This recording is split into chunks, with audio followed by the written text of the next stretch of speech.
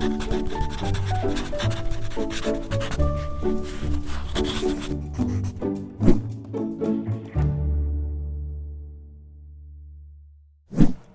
I'm Dawn Durham, and welcome to PaTTANpod. I'm here at the Pennsylvania Community on Transition Conference, where we had Angela LaVanish and Renee Benise presenting on self-advocacy. Thanks, ladies, for joining PaTTANpod today. Thank you so much for inviting us to be here. Let's talk a little bit about self-advocacy. Is it simply a child or a young adult saying, this is what I need, or is there more to it? You okay if I take this question? Yeah, I think there's more to it than just asking. There's a lot of components that can go into that.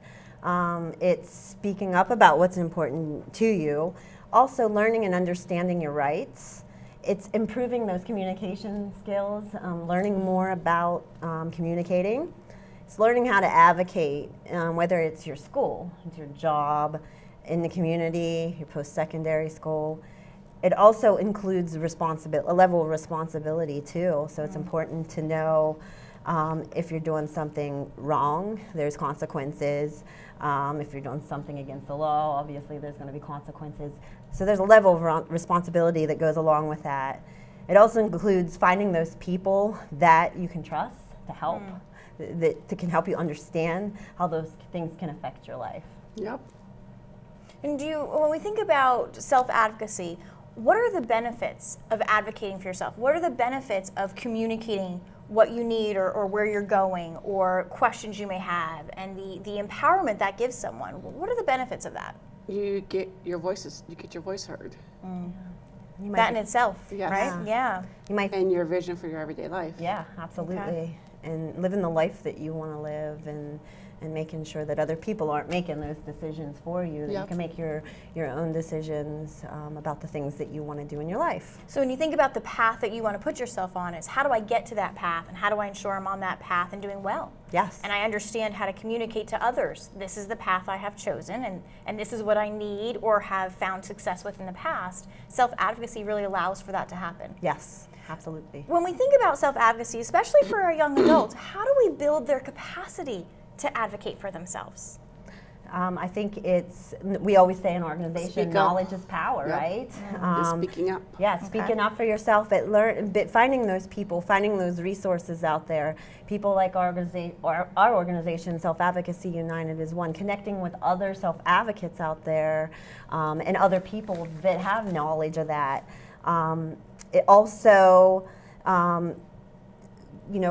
having someone to be able to help you learn those important skills. I think that's really important, and fostering those skills at a young age. It really needs to start at an early age, where people are learning how to self-advocate, letting people make their decisions. Don't always, jump in to answer the question. Let that person answer and let that person make their decisions. And maybe it wouldn't be the choice that you would make, but help them understand if it's not the right choice or if it's not a good choice. It might be something maybe that would be detrimental to their health. Sure. Helping them understand the ways that those things might affect them, but letting them make choices. So allowing them to speak up, wanting them to speak up, but also being that guiding factor there to say, okay, I hear what you're saying, I have some concerns, or I think this is a great plan, here's how I can support that path that you're on, or here's what we can do to continue on this path together, to allow them to have the life that they want to lead. Yep. Which I think is crucial. As you had said, it's about them. Yep. It's about the individual who says, this is me, this is what I want, and I need your help moving forward. Yep. Or I don't need your help, I'm doing quite well, let me know if there's anything I'm falling off the path with. Yes, absolutely. Absolutely. And so your organization, the Self-Advocacy United, is one. Where can we find information about that if we want more information on self-advocacy? You can go on the internet and Facebook. And we Facebook. Have SAU1 has a Facebook page. Okay. Yeah, I don't have the phone number right here. I don't know it offhand. No. But we can look it up. If you look it up, you can find our Okay. website. Self-Advocacy United is one. Also, they could email me. My email is LAVANISH let me start over again. My email is Angie at SAU1.org. Okay, excellent. So we have ways to reach out to the organization if I am a young adult and say, and I could use a little bit of help here. Or if I'm a family member, a teacher, an administrator who says, this may be something I need a little bit of information about to help others around me. Yes. Okay. So, at PaTTANpod, we really want to help others grow professionally. We want them to kind of self-reflect and say, this may be an area I need to refine. This may be information that I want to grow a little bit on. What advice could you offer to those who are watching this episode and listening to this episode? What advice could we offer to them in the field of growing professionally? Okay. Well, I would say to talk to students about their strengths and weaknesses. It's so important that we have those their dreams discussions and their goals. Yeah, absolutely. Like if they want to go to college, encourage them, give them the tools and the necessities that they want to get into. Yeah, absolutely. And support them 100%. Continue to have those conversations, and as Renee said, learning about the goals and having those visions, and as I mentioned earlier, let the students make choices. I think it's important too to connect with other people, connect with mentors, role models, other self-advocates out there. I think they're on the forefront of everything, making these decisions, and I've found that that's just a great way to network and to find other places that might be able to get you what you need and the support that you need. And again, connect up with places like Self-Advocacy United. There's a lot of great organizations out there that have the resources and the knowledge.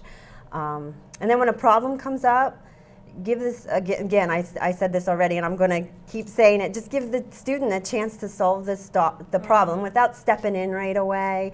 And then encourage them to attend their meetings, the IEP meetings. It's so important to have a say in those educational decisions when you're planning for the future.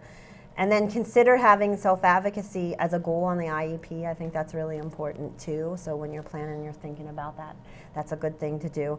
And then teach students about rights and responsibilities. This is one thing we do at our presentations is we talk about the rights and we talk And about the responsibilities. consequences. Yes. If you break the law. Yeah, and talk about it in a positive way. Yep. And practice. Yep. I mean, I know we do it all the time. Practice, practice, practice, and it can help you get the life that you want to live. Yep. So I want to highlight a few things. We talked about that relationship. You need to have a solid, positive relationship with your students, with the young adults in your life, so that they can come to you and say, this is what I'm dreaming about, this is the path I want to take, but also teaching them how to network, Yes. how to reach out for those resources, teaching them consequences and the rights and responsibilities. Yes. What does this mean for you and how will this impact your life in the future?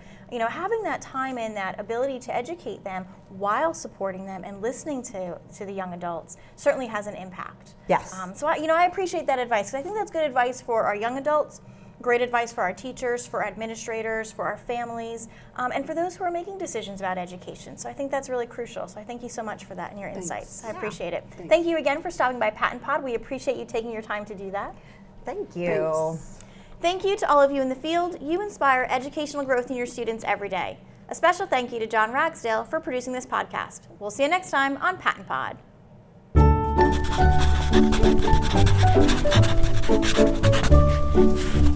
Thank you.